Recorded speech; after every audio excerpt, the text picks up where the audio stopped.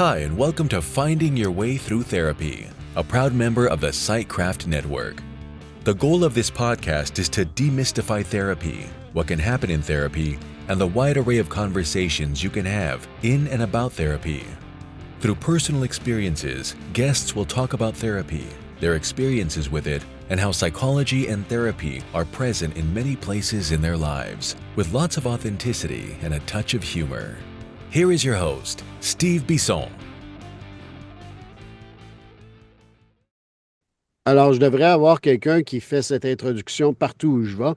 I got to go somewhere where people do this introduction everywhere I go. Welcome to episode 186. If you haven't heard 185 yet, it's about the rebranding. So please go and check that out, and you'll hear more about the project that probably in April will be culminating on April 16th on the 200 episodes. So looking forward to that. But episode 186, which, again, it's not too far from episode 200, is going to be with David Roberts. David Roberts is a parent who experienced the death of a child when his daughter Janine died of cancer in March of 2003 at the age of 18. He's a retired addictions professional and adjunct professor of psychology, child life development at Utica University. Dave has also presented numerous workshops on grief, both locally and nationally. He is the host of the Teaching Journeys podcast, which can be found on most podcast platforms. Go check it out. I put a link in the show notes. He also has a book called When the Psychology Professor Met the Minister. I know he's going to talk about it in the interview, I'm pretty sure. So I think it's going to be interesting to go find that book. But here is the interview.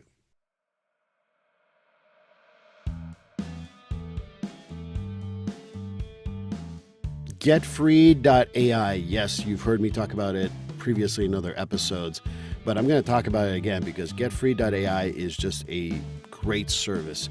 Imagine being able to pay attention to your clients all the time instead of writing notes and making sure that the note's going to sound good and how are you going to write that note and things like that. GetFree.ai liberates you from making sure that you're writing what the client is saying, because it is keeping track of what you're saying and will create after the end of every session a progress note. But it goes above and beyond that.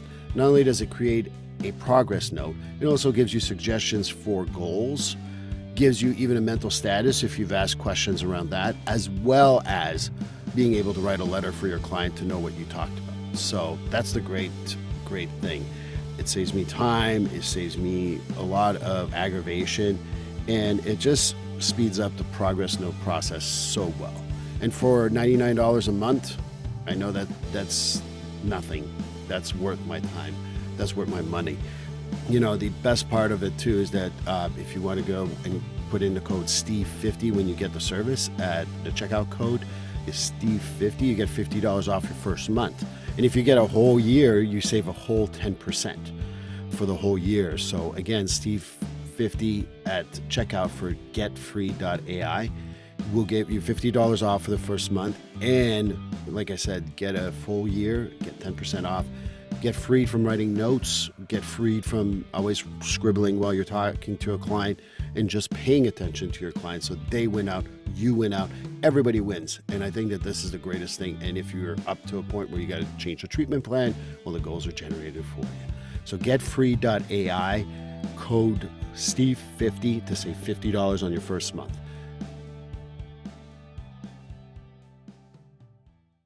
Well, hi, everyone, and welcome to episode 186. There's stories that touch you, and I don't want to take any of the story away from him because I'm the type of person that's his story to tell. But I got a message from Dave and wanting to be on a podcast, and it really touched me for several reasons.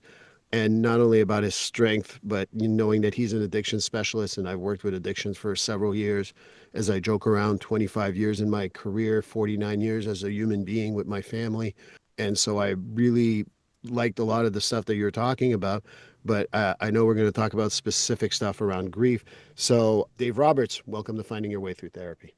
Steve, thank you for having me on the podcast. I've been looking forward to our conversation. Yeah, as long as I get the time right and I don't send you wrong messages, we'll be good, right? Hey, if that's the worst thing that happened to me this week, Steve, it's a good week. Hey, as I've learned to be embarrassed for 30 seconds and then realize the only embarrassment is on me, I let it go after that. No, I've come to understand that, we're all living a human experience and it does not have to be a perfect existence. So I make room for mistakes because it happens. I mean, if we weren't human, we would make mistakes, so. Yeah, perfectionism is certainly something that people strive for, but it's an illusion because the bar keeps getting raised higher and higher for what perfectionism is. Yeah, and you're doomed to fail. Yep, I go, absolutely. being a New England guy now, I go back to Tom Brady. He says the hardest part of winning all those Super Bowls is that when you're on the top of the mountain, there's only one place to go, Yep, and that's down. yep. So, And the fall is usually very steep, and the person who falls off of that pedestal doesn't nearly get back on it or climb as high as they did when before they fell off. So, well, like I said, I read a little bit of your bio, but I think that my audience didn't read your bio yet. So, how about you introduce yourself to my audience? thank you, Steve. And for those who are encountering me for the first time, my name is Dave Roberts. Before the world of death and dying found me, I was living very comfortably. I still live very comfortably in upstate New York, a little suburb called Whitesboro, New York. My primary career, like yours, Steve, was I worked for 27 years as an addictions counselor. I was a credentialed alcoholism and substance abuse counselor for the state of New York. I worked at an inpatient facility, state-run inpatient facility in upstate New York called the McPike Addiction Treatment Center. I had my most satisfying years of in my career working with individuals with chemical dependency and substance use issues because I soon discovered they were much more than their addiction. These were very brilliant, very creative individuals who had difficulty putting down the dance with their drugs of choice. But I also saw many who recovered, who were in recovery, and whose presence I was blessed by. And I was I, they I count the recovering substance users that I worked with among my greatest teachers. I was also a clinical supervisor. I retired after 27 years of state service, not so much because the clients were wearing on me. It was the bureaucracy that wore on me that typically was out of step with the needs of the people who were providing services. When I had the opportunity to retire, I did. Prior to retiring, I also started a second career as an adjunct instructor at Utica University. I was teaching psychology courses, and then later on in my career, I began teaching death, dying, and bereavement. And I'll give you the background in terms of how that happened, because typically individuals who start embracing research or discussions about death and dying typically don't do so out of professional choice. It's usually personal tragedy. And that's what the personal tragedy that I'll allude to in a second, got me involved in that field.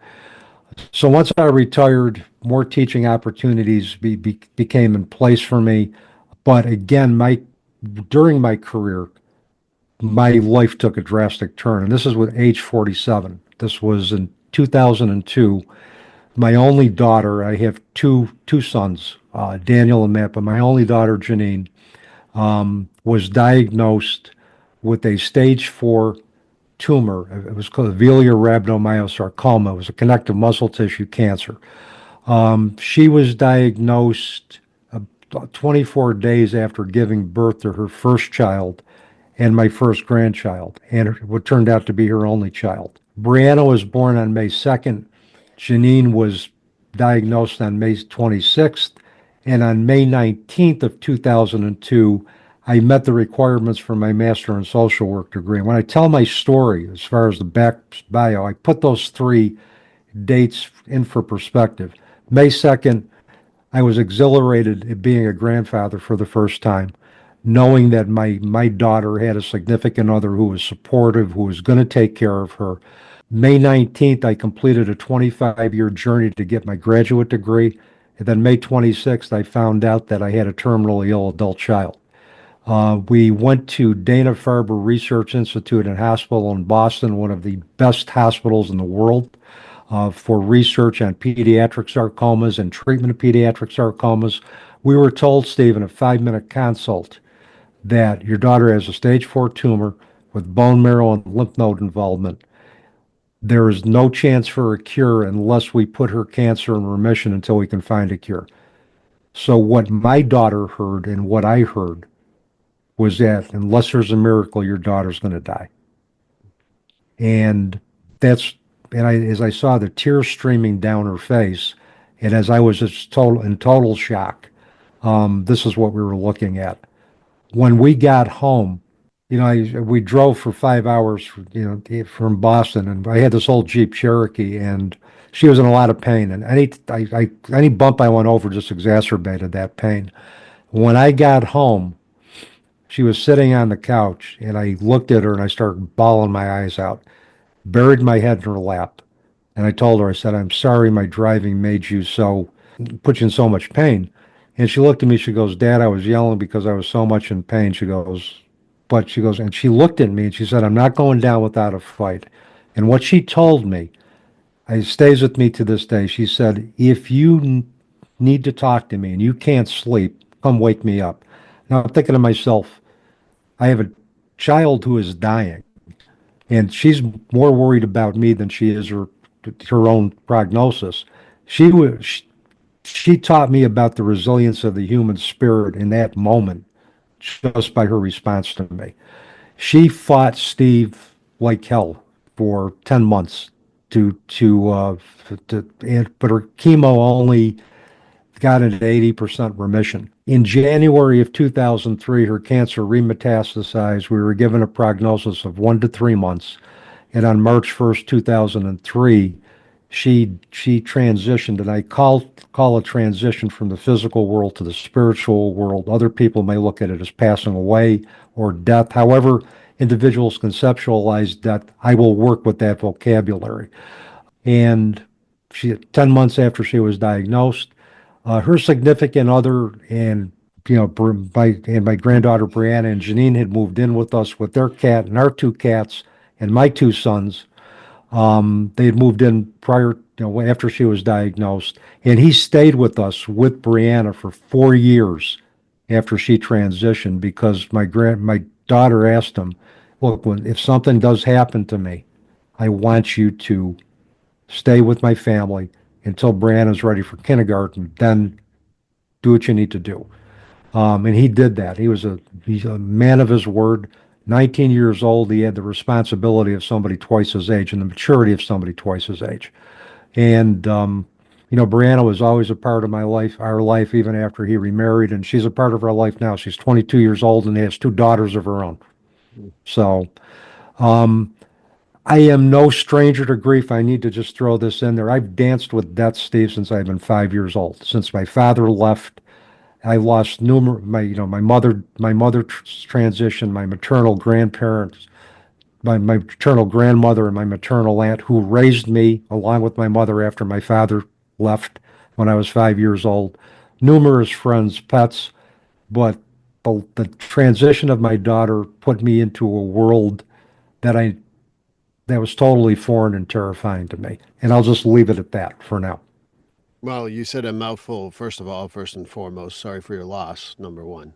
Thank Number you. two, if you look at I can't remember what the index is for stress levels, it's the highest stress you could ever have. Hearing your story gave me goosebumps. I had read it and I had goosebumps, and I heard it again and I still had goosebumps.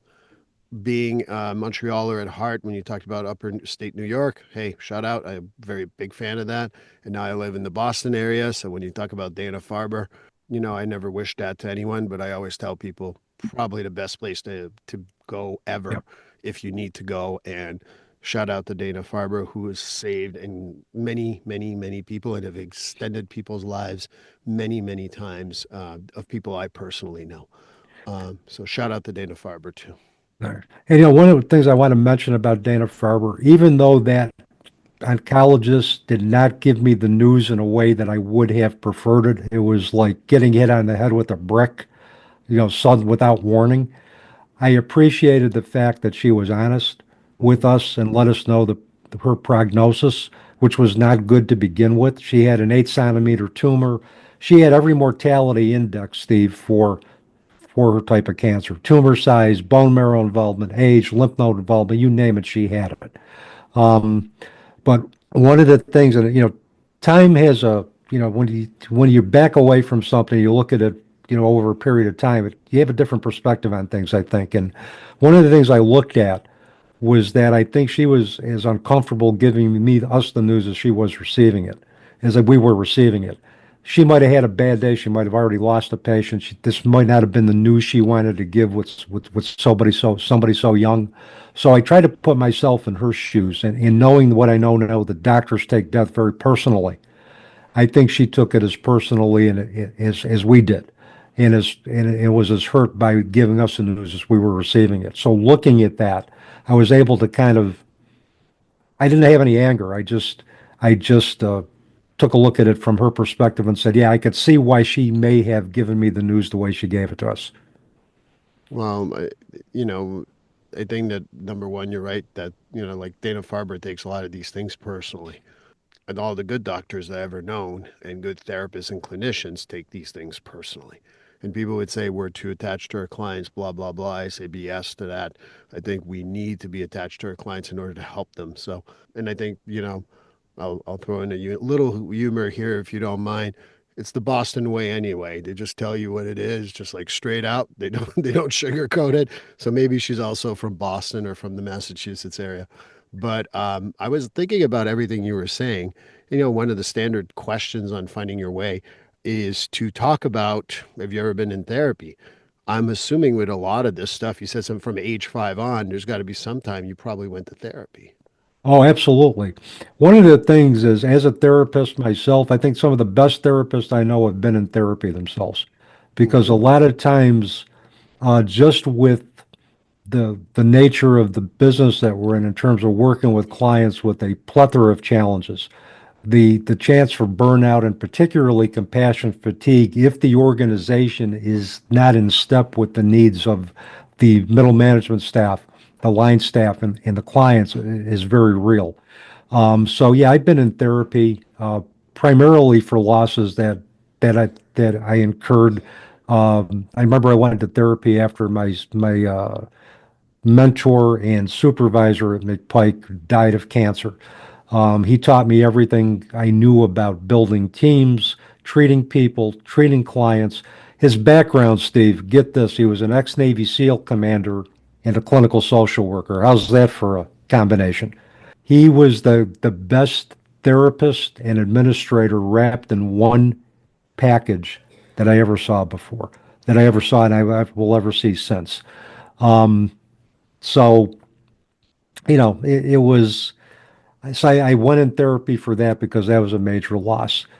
Ironically, I was in therapy before my daughter got sick, and I was doing an internship at a local nursing home as part of the requirement for my social work degree. And old grief issues began to surface regarding my mentor and my mother. So I was referred to a psychiatrist who did not believe in medications as the first form of treatment. He believed in actually doing therapy.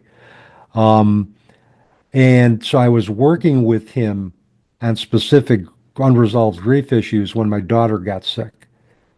And then when I told him what happened, he looked at me in his very calm manner said, well, David, our focus has changed. Now we need to consider more practical matters. And I stayed with him for about 2.5 years after, for 2.5 years during Janine's illness and after her death. And he was a big, big help to me, helping me put things in perspective. He also was a liaison for work, and work.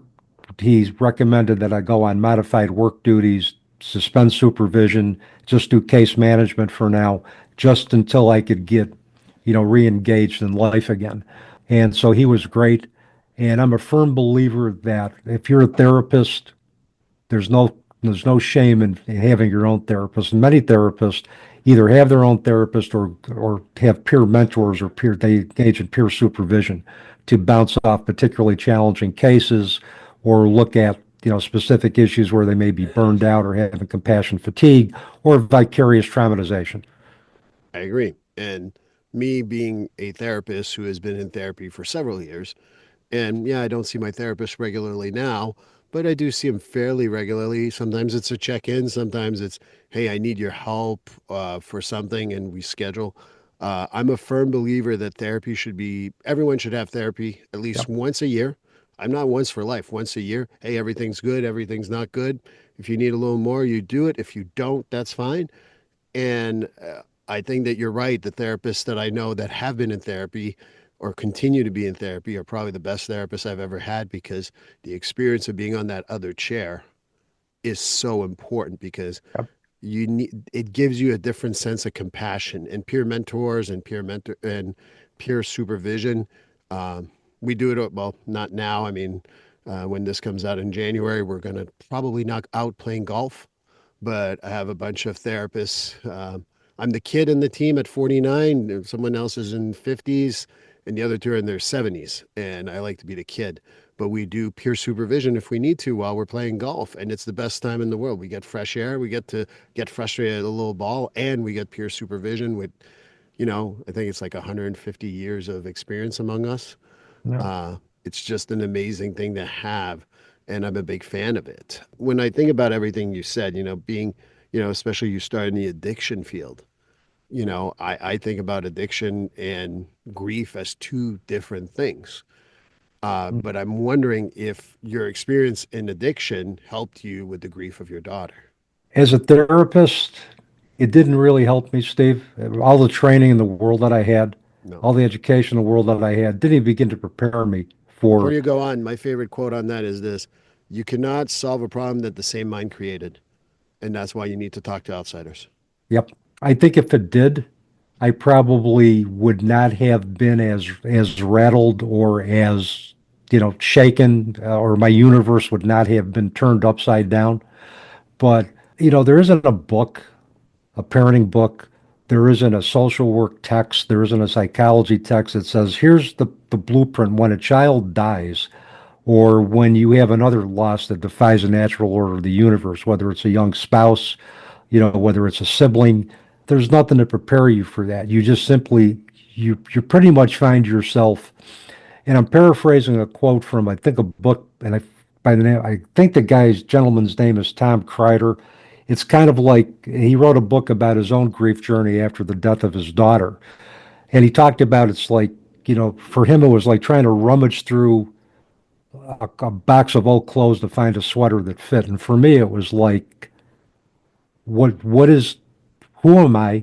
What kind of world do I want to live in now that my daughter is not a part of that? And that quote, I am paraphrasing from the late great drummer of Rush, Neil Peart, who had his own specific tragedies with his wife and daughter uh, transitioning or dying in 1997 and 1998 within 10 months of each other. And he said he went on a 55,000-mile road trip to the United States, Mexico, and Canada. And on page 10 of his book, Ghostwriter, I remember this.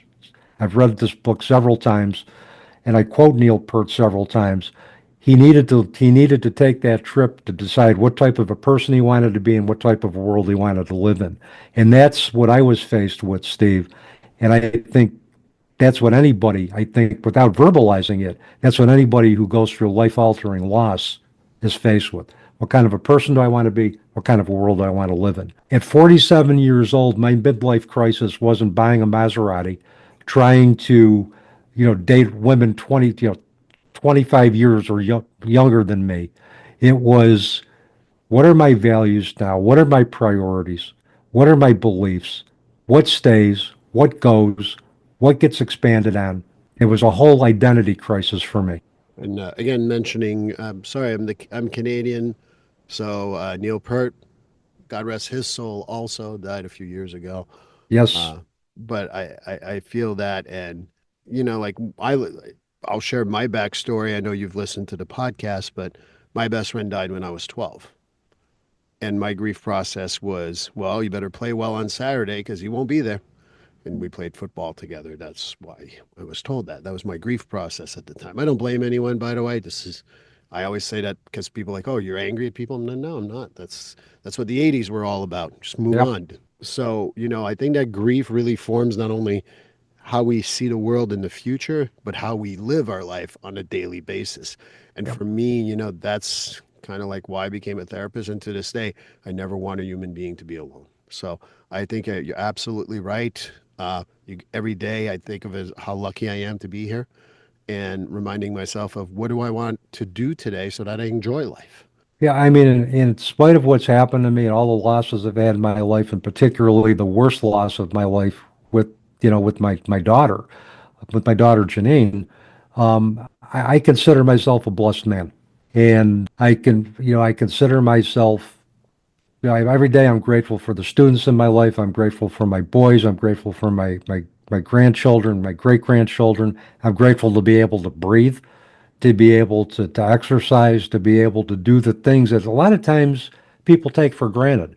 But when what I've learned is that I look at life now as a precious commodity because there's no days guaranteed anymore.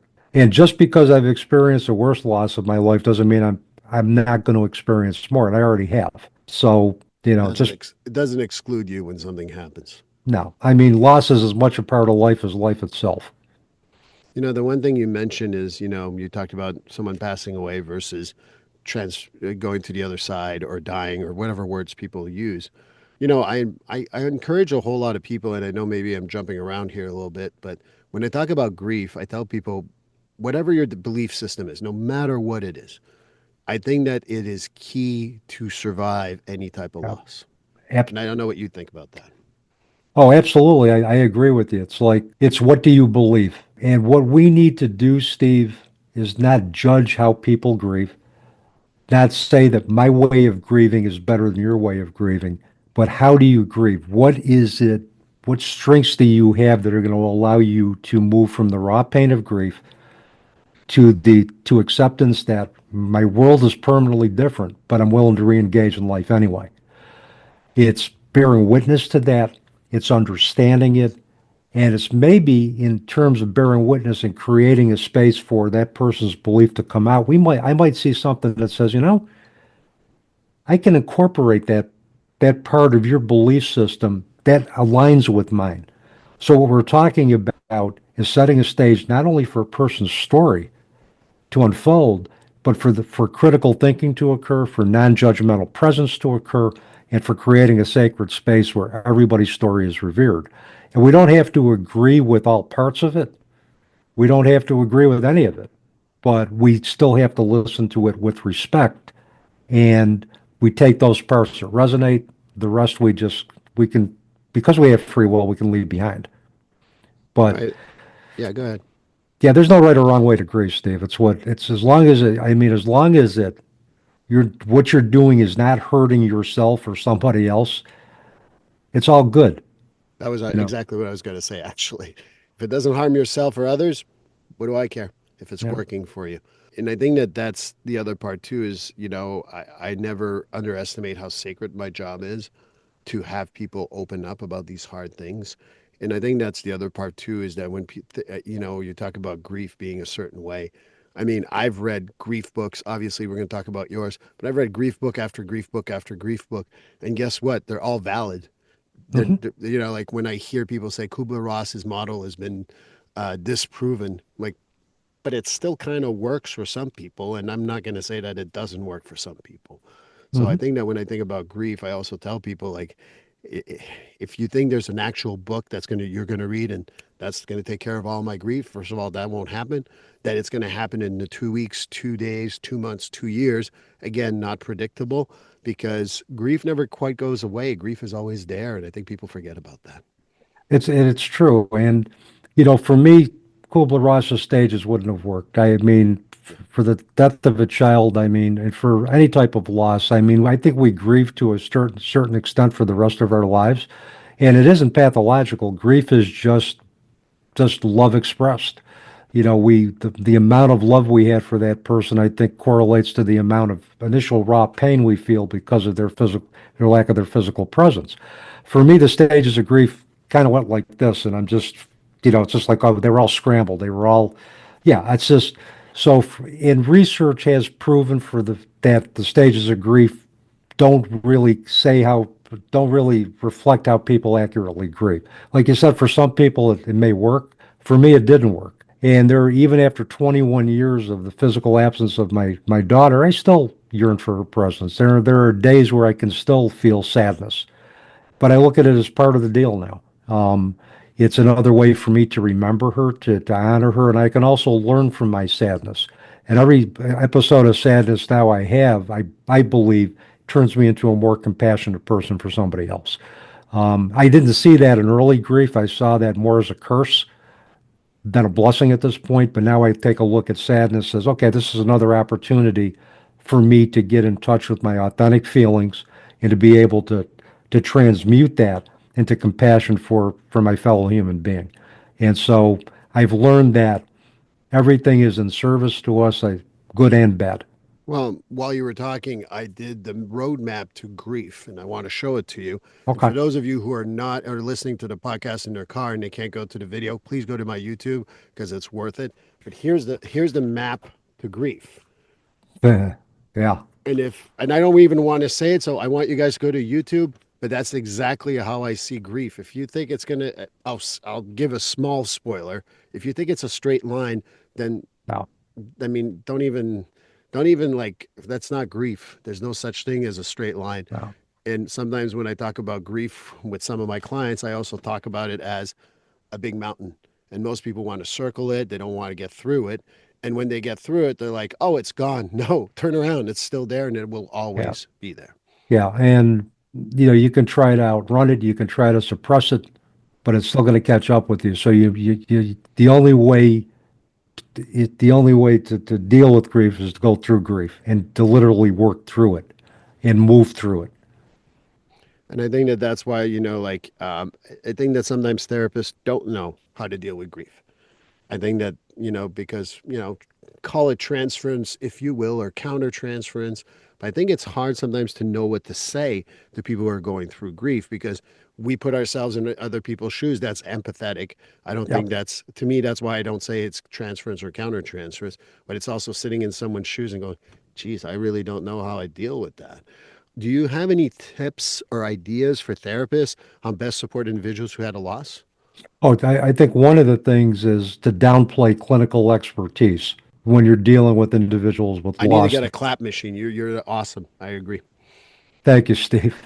And there is a model of sitting with bereaved individuals that was developed by Richard Tedeschi and Lawrence Calhoun called Expert Companionship. Hmm. They wrote a book back in the 90s called Helping Bereaved Parents, a Clinician's Guide. They are also the individuals who put a vocabulary. They talked about post-traumatic growth, and they talked about the dimensions of post-traumatic growth after trauma, which, as you know, has been thoroughly researched and proven to be a valid phenomenon with all kinds of loss, all kinds of trauma. But they talk about expert companionship, where essentially you show compassionate presence, a willingness to listen to an individual's story as they talk about their loved ones. Um, they talk about specific questions to ask to understand the relationship that that person had with their loved one. And essentially, it's creating a presence where that individual's story becomes significant and where they can understand who the bereaved person lost through their specific eyes. And it's not offering advice, it's not offering solutions. It's simply creating a compassionate presence, giving feedback on what they hear, and finding out what resources do you need from me today that can be of help to you to move through your journey at this particular time. And it shows a willingness to be there for them in the long haul. And if therapists can do that, create a space where they're listening first. And the best therapists I know are the best listeners I've ever found, where they let the story unfold. They're going to go a long way and not try to say, well, this is where you should be in your grief. Because, like you said, it's not a straight line. Everybody is going to be different depending on the nature of the loss, depending on the nature of the relationship, the trauma that was attached to it. It's going to be different for everybody. So create a space for that story to occur. Work, I believe, on helping individuals to embrace different perspectives, whether it's spiritual perspectives or perspectives that will help them transform the relationship with their loved ones so that they can continue to maintain connection with the essence of who they are and their spirit so that they are literally moving through grief with them as opposed to after a certain period of time, you know, burying their grief and moving on as if life was normal again. Loss changes the landscape of a person's life forever. Right. And if we as therapists can recognize that this is a permanent change, and we can allow an individual to empower them to talk about that and talk about how that feels for them and share stories about their loved one and then offer them specific coping skills, whether it's suggesting journaling, whether it's suggesting support groups, whether it's suggesting other types of experiential exercises or groups that can help them shift their perspective on loss. And again, let the client drive the bus. The client will tell you what they need. And if therapists can do that, they don't would not need to have experienced a specific loss themselves to create space for it. I mean, I remember my undergrad in Psych 101, and I can't remember who the professor is, but my professor, the first time he says, how many people tell thinks that therapy is saying, I know what you're going through? And a bunch of hands went up. He's like, you're all going to be lousy therapists because you don't know Hmm. what they're going through. Yep. And I always thought that was something like I tell people that's psychology 101. If you think you know what a person's going through, you're probably a lousy therapist. You might have Yep. an idea, you might have a ballpark figure, but you don't know what the person's going through because every unique challenge, not only grief, but any challenge, Yeah. is unique to that person from their perspective. So just want to mention that too. I think it makes sense, Steve, because I mean, we could say things like, I know how you feel. Well, no, you don't, because you're not in my skin. But I can understand, I can ask you, yeah, I can reflect in terms of, boy, it sounds like, you're really sad about this particular situation. You're angry about this particular situation. Tell me more. So basically, you're reflecting what you see as an emotion with the understanding or a thought, with the understanding that that client is empowered to agree or disagree with that and can correct you Right. without the therapist taking it personally. The other line that I really like to say specifically around grief and even trauma, I tell people, I can only imagine how you feel. Hmm. And Yep. that's validating without telling a person I know how you feel. I Yep. can only imagine makes it sound like, okay, it's valid for me to not even know how to react. And I use that line a lot. So spoiler alert to all my clients who are listening to the podcast right now. But the truth is that's not a line that I rehearse, but I certainly know that that's the right thing to say because the day I say to someone, I know exactly how I feel, I probably will land, like take my license, give it back to the state of Massachusetts and say, all right, I can't do this job. Well, that also gets into the other dilemma that therapists go through in terms of therapist self-disclosure. When is appropriate self-disclosure, when it isn't. I mean, for me now, if somebody who's experienced loss, I can pretty much say to somebody, yeah, I can kind of feel where they are, particularly if it's a loss of a child. So, but what I won't do is I could say I can understand where you're coming from. In that sense, I can do that and say, this is my experience. This is what I did to help me. This may help you. When counselor self-disclosure becomes unethical is when the therapist is using the client for their own form of therapy. Bingo. I think And that's that, what's changed, right? I mean, mhm, I tell people, I share my story with my clients. The day we're recording this today is the anniversary of a miscarriage that me and my now ex-wife had as we lost our first child. I could disclose that to someone when they have a miscarriage. I don't go, and I'm still working on. No, I'm like I said that's how I lived with it, but I want to know how you want to live through it. yep, How can I help you? And that's why I tell people sharing your story is powerful. Making it your story is not. It's taking away from the client.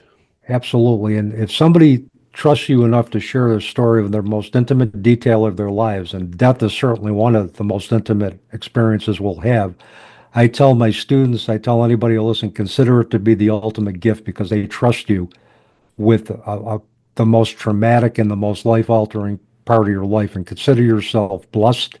And every story I hear, Steve, inspires me, and I consider that to be a great gift. Well, I think that, you talk about it being inspired by your clients. I believe that, I believe everyone has their own story and they're all valid. Yep, whether someone is struggling with their story, whether people may make up part of their story to make themselves XYZ. I don't want to even characterize it. The opportunity to learn from every one of our clients is essential as therapists, and specifically around grief. One of the things that I do with all my clients when I terminate with them is I take them out to eat. I mean, not the chateau, whatever, or like a steak dinner, but maybe a small restaurant, maybe even just a muffin and a coffee. And what I do at the end of the set, at that last session, I tell them what they taught me about life. And that's so powerful for the client because they're like, shit, you were listening. And I'm like, yeah. absolutely. Well, and particularly, and when you're talking about dealing with individuals who are addicted, and Steve, we know the stigma around addiction. That you've heard all the myths about addiction. We've heard all of that. That these are people that are lower than low. These are people that are homeless. These are, we can go through the laundry list, and it's They don't have further. any will is my favorite. Yeah, they don't have any will is my favorite. Yeah. And these are individuals that are bright, that are, it's an equal opportunity disease, and it's everybody. And these are individuals that are bright, they're creative. They have, when they've been sober, and there have been many clients I've worked with that have had several years periods of sobriety, they've done some meaningful service work. So you take a look at the whole totality. So, yeah, I mean, you just, sometimes life is illusion posing as truth. And one of the things that is a person is not their addiction. We're treating the behavior and sparing the self-esteem of the individual. And yeah, and I think that's a great tool. This is what you've taught me, because one of the mantras that I go by is we're all students and teachers, so let's learn from each other. We can learn from everybody that comes into our purview, and they've taught me a lot about life, and for that I'm forever grateful. And I will sing the praises of anybody who has addiction. And I will defend anybody that thinks that buys into the stigma, that buys into the myths, and say no, it isn't true. Take it from somebody who's worked with them for 27 years. It's not true. Well, I also remind anyone who tells me about it's a will issue or whatever, Yeah, I remind them one thing. If you know four people, you know someone who went through addiction. Did you judge them that way? And you highly likely didn't. So stop judging other people because everyone has their story for where they're at today. that's right. Yeah. Yeah, we don't know what people are going through, so love is treat them with love. Love is the. I think I've heard this quote. Love is the only rational act, and I forgot who did the quote, but it was in Tuesdays with Maury, in the book Tuesdays with Maury. And love is the only rational act, and that's what's going to get us through some tough times, and that's what's going to be key to us building a community that's we're going to be mutually supportive to each other during times of trauma and trouble. And what's interesting is we're talking about the misconceptions of substance use, which I could go down that rabbit Hmm. hole really, really long. But maybe we can talk a little bit more about the misconceptions about grief, because I think there's a significant amount of those. And I don't know Yeah. what you think, but I wanted to know what you Mhm. thought. Yeah, the first is grief is time limited. And I think this was an outgrowth of the stages of grief, which Right. Kubler-Ross first developed in 1969 and was designed to be a vocabulary for individuals who are going through their end-of-life trauma. Many in Western society extrapolated that and said, well, this is how we grieve. So the myth is that grief is time limited, and that in 6 months to a year, we should be done grieving, put our grief in a box, and move on as if forward as if nothing has happened. And that is furthest from the truth. For one, the second year for me and for many others that I've companioned in grief is worse than the first year, because the first year is kind of like surreal. Like in my own instance, Steve, with my daughter Janine, I was thinking, she was just going to walk into the kitchen and say, "Hey, Dad, just kidding, I'm back," or that God or whoever was running the universe was going to come down and say, "We made a mistake. We're going to give you your life back the way it was." And once one day and one year and one day hit, Steve, I realized that this is going to be my life going forward. My daughter isn't going to be a part of it. And do I want to live or do I want to die? And this is what the decision basically that I had to make. Am I going to live, or am I going to continue to wallow in the muck of my grief until I just wither away? And eventually I made the decision where I wanted to be of service. and to help others as a result of what's happened in honor of and with my daughter. So that's one of the first myths, is that grief is time limited. The other thing, and I just want to get into myths about specific kind of loss, and specifically miscarriage loss and newborn death. A lot of times individuals will say, well, you can have another child, or they'll look at miscarriage or newborn death as a lost pregnancy, but it's a lost child. And my wife has told me, right? My wife and I have had this conversation. She said, when I found out I was pregnant, that child became mine. We bonded. And in 9 months, they're feeling their child kick. They're talking to each other, playing music in the womb, soothing music to create a soothing environment. That's her child.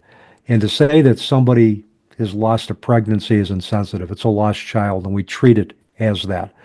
And saying that, oh, you can have another child. Well, one, maybe they don't want to, or two, maybe they can't. Maybe that one child that they lost through miscarriage or newborn death was the last chance they had to have a child. And they went through a lot of very drastic means, such as maybe the woman having hip widening surgery to expand her birth canal to have a child. So that's the other part of it. The other part, I think, the other myth is that some of the things that we're told to say that we think are helpful, like "I know how you feel." That's one of the worst things you can say, because you don't.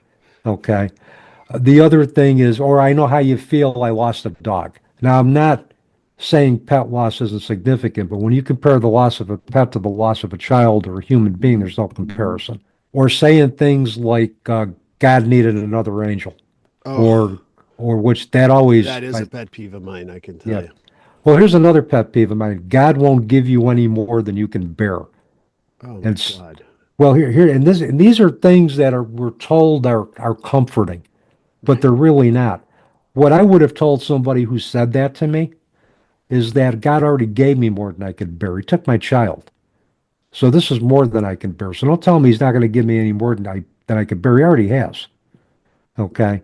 And so essentially, and I don't usually say I'm sorry for your loss. I'll say that, but what I'll also say things like, please accept my condolences for your loss, or you and your family are going to be in my thoughts. Some individuals will take umbrage at verbiage, and the only way you'll know that is if when it happens. But one of the things that I've also tried to be conscious of is what am I going to say to an individual after they've experienced a loss? I'll look at cause of death. I'll look at the circumstances. How do I want to come across? What do I want to say?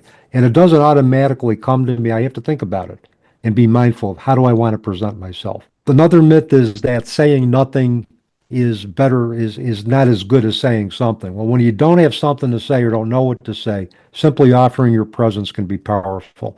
It's okay to say, I don't know what to say. I have no words for your tragedy, but I'm here, and I'll be willing to listen anytime you need me to listen, run errands, do anything you need me to do. And here's the other thing, another myth is that people know what they need after death. They don't. It's like, whatever you need, let me know. And it's like, I didn't know what the hell I needed after my daughter died. I couldn't even Right. think straight in terms of what I needed, much less what anybody else needed. So be directive. If you're my neighbor, right, and you experience a loss, I'd knock on your door and say, Steve, I'm going to the grocery store to pick up a few things. What do you need? Now, what this might trigger is you might look in the refrigerator and say, shit, I haven't bought anything for 5 days. Dave, would you mind? Here's the money. Would you mind going to get this? That's how you can be of help. And then the other thing is, please don't ask somebody who is grieving how they're doing unless you're prepared for a conversation, because how you're doing to somebody who's grieving just isn't a social nicety. It creates a whole new different meaning. So unless you have the time for the answer, don't ask the question.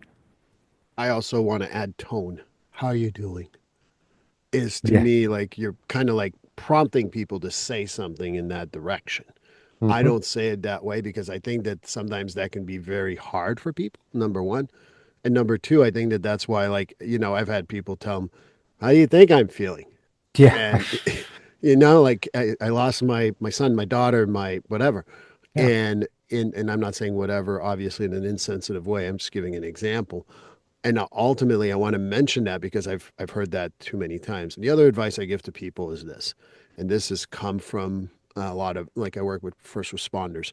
They, when there's a police officer, firefighter, or someone dies, EMT, paramedic, a lot of people offer help for the first 2 weeks, then everything disappears, and Yep. that family is still grieving and doesn't know what to do. So I tell people, if you really want to be helpful, yeah, sure, show up at the funeral, sure, I'll go to all that stuff. But more importantly, in 2 to 3 weeks, stop by and Yep. spend time with them. That's another myth of grief too, is that after the funeral, that's all I need. Is that all I need to do is but afterwards, after all the people have left, that's when the grief really starts settling in. That's when they have an opportunity to realize, hey, this is going to be tough. The time to check in with them is after the funeral. The time to, even if you say you shoot a text, you do a phone call, say, hey, I'm thinking of you. I just wanted to, I just was thinking of you today. I'm just checking in to see how you are doing today at this moment, not just how you're doing in general, but how you're doing today. And they might spike a phone call, they might spike a conversation, and then that leads to, hey, I'm going to the store, I'm running a few errands. What do you need? And that's being present. And you won't have to worry about what you have to say or what you're not saying. You're just giving your authentic, genuine presence and being a companion and friend to somebody by trying to help out in what might seem to be minor ways, but they're big ways, particularly when somebody who is not able to think straight in the early stages of grief. I remember a particular time where I think it was when my grandmother died. It was around Christmas at the time. And it was my father, my mother, myself, and my then wife sitting in front of a Christmas tree on the 24th after we buried her on the 23rd. And the silence was absolutely deafening. Yep. And I tell people, I share that story to people because I say, it's not like coming to see me on the 16th after she dies. That's great. Thank you. I appreciate that. Coming and seeing me on the 25th or 26th, that means a whole lot more. Yep. And I know that that sounds to people counterintuitive, but I think that means more when there's 100 people saying, I'm sorry for your loss. I'm sorry for, okay, yeah, you're going through the motions. You don't see the time go. And then Yep. suddenly you're like 10 days later and you're like, the hell's going on? Yeah. Yeah. I mean, support at any time during the grief process is support isn't time limited. I appreciate hearing from people who remember my daughter 21 years later. And once they've been remembered, that's a great gift to us anytime because it means we can share some stories, share some memories, and it's always a great gift. So don't think the remembrance stops. The other thing is, the other myth is that if I mention that person's name, it's going to make the bereaved person upset. Right. Well, I would tell people, hey, we're already upset. If you mention our child's name or you mention our spouse's name, it's going to put a smile on our face. It's going to tell us that you remembered. And that is something that is very meaningful to us. So no, say their names, show them that you remember, show them that their life matters. And yeah, just to put a little bow on this, it's like when we people say, if I mention suicide to someone who's suicidal, they'll make him more suicidal. No, you'll break the whole barrier of not being able to talk about it. But as we Absolutely. approach the hour, I want to make sure we talk about your book. Okay. Tell me more about Um, your book. well, I got a copy right here, so I'll Okay. just show it for the viewers. It's called When the Psychology Professor Met the Minister. To talk about how co-authored not with by me and also Reverend Patty Farino, an interfaith minister who is originally from Long Island and now living in South Carolina. To talk about how we met would probably be another podcast episode, Steve, but I'll give you the condensed version since I know we're running low on time. I met Reverend Farino in 2010, 7 years after my daughter transitioned. She was trying to register for a grief conference that I had been organizing, and registration was online. And just as she was ready to register, she hit the button to register. Her computer screen went blank. And we look at this now as divine intervention that this was meant to bring us together. So she wanted to make sure her registration got through. She called me. We had a conversation. We met at the grief conference. I was also thinking about going to a presentation in Long Island that a mutual colleague at the time was putting on called Embracing the Power of Change. and which Patty was a volunteer through her work with the Angel of Hope in Long Island. The Angel of Hope is a statue that was erected in that, I think it was Rockefeller Park, if I'm recalling correctly, in honor of children who had died, transitioned, or passed away, and parents would congregate there, at the park, and Patty would also do some volunteer bereavement support and interfaith ministry work with the parents. So she said, if you ever get to Long Island and you want to come down and see the workshop, you can stay with me and my husband, and I'll show you my Long Island. So one thing led to another. A couple of weeks after the conference, I told her I want to come down. So I asked her probably about 300 times, is your husband going to be okay with me staying there? He doesn't know me. And the last thing I want to do is be accused of breaking up a marriage or causing a rift. He said, trust me, he's going to be fine. And he was. And her husband, Marco, and me, and Patty, and my wife, Sherry, are just like soul family members and friends today. That's how much the relationship has grown.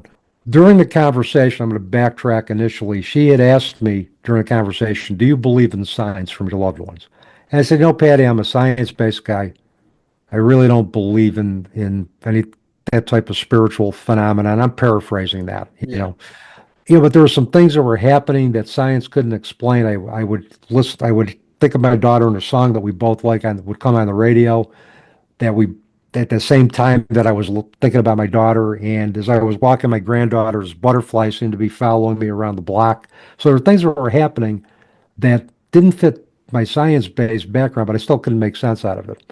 I said, I think my granddaughter sent me, or my daughter sent me a rainbow on Father's Day, a double rainbow.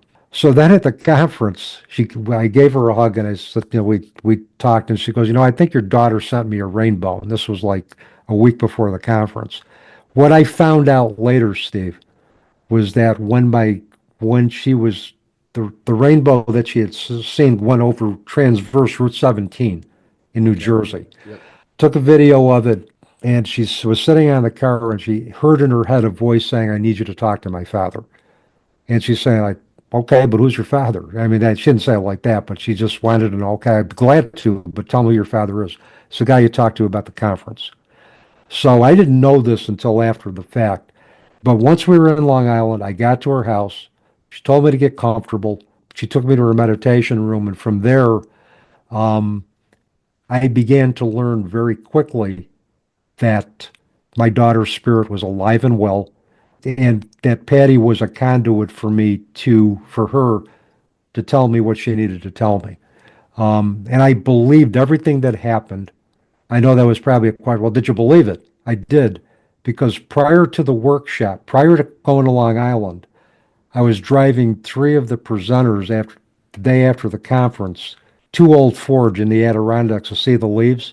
They were having this intense discussion about spirituality, and I looked up to the sky, and it was my soul speaking, Steve, I think, as opposed to my mind, saying, I want to be where they are. All I wanted was to be able to have a conversation on spirituality or understand more spiritual practices that would help me get through to the next moment. So I got more than I bargained for. I got a whole different perspective. That led to marathon conversations we had about how spiritual practices and psychology, and this was over a 10-year period, can help individuals together transcend challenge, and also the importance of critical thinking. The details of my spiritually transformative experience, sampling of our conversations, the importance of critical thinking for present and future generations are all in this book. It's less than 200 pages. It's designed to be a fast read, but yet a thought-provoking read. Where can we get it? You can get it on Amazon in paperback and Kindle. I would encourage your listeners to take a look at the reviews on Amazon. We've gotten very positive reviews from a lot of individuals about the book. If they want a signed copy, they can certainly email me at bootsyandangel@gmail.com, and they could pay me through Venmo. And if they did that, it would be a little bit more. Obviously, it would be $15 plus $5 shipping and handling for a signed copy if I sent it to them directly. So it'd be $20 total. The book on Amazon is $15 in paperback and less than $9 in Kindle. And we want the book to get into as many hands as possible. We think it can help whoever reads it and be of comfort to whoever reads it, and you can realize that the universe has some amazing things that we can take a wonderment at, and that life does truly go on, and then Well, when we can be open to that, to those type of messages and multidimensional, living in a multidimensional universe if we're open to it. Well, what I'm going to do is I'm going to add your book from Amazon. I will add your email address you just mentioned, as well as your Venmo, because I'm going to be getting a book that way.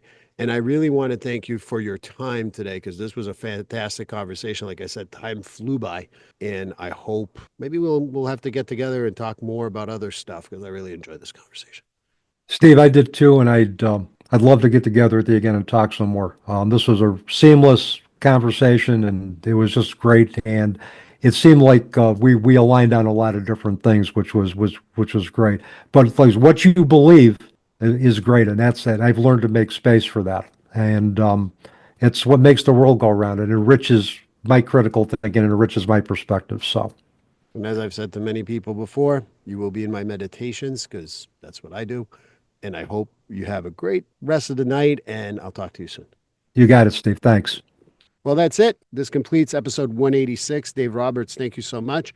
And I hope you join us for episode 187. Please like, subscribe, and follow this podcast on your favorite platform. A glowing review is always helpful. And as a reminder, this podcast is for informational, educational, and entertainment purposes only. If you're struggling with a mental health or substance abuse issue, please reach out to a professional counselor for consultation. If you are in a mental health crisis, call 988 for assistance. This number is available in the United States and Canada.